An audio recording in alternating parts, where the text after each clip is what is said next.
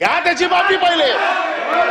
शंभू नाव ठेवलंय या गुढीपाडव्याला, त्याची माफी मागणार काय? मी काय बोललो काल की छत्रपती संभाजी महाराजांचा धर्म बदलण्यासाठी छळ केला गेला.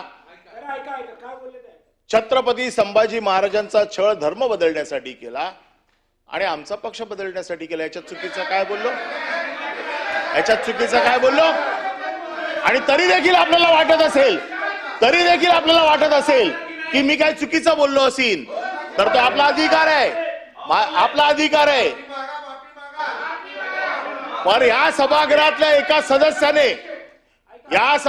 एका सदस्याने आपल्या कुत्र्याचं नाव शंभू ठेवलंय.